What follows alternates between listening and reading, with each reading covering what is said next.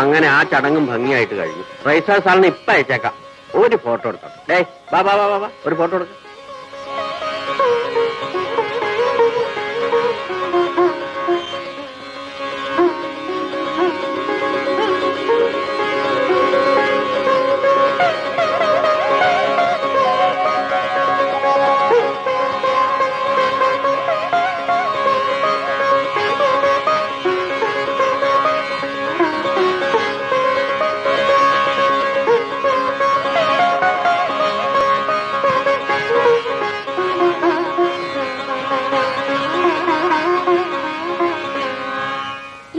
ഭാഗ്യം എന്ന് പറയുന്നത് കണ്ണും മൂക്കും ചെവിടും ഇല്ലാത്ത ഒരു സാധനമാണ്.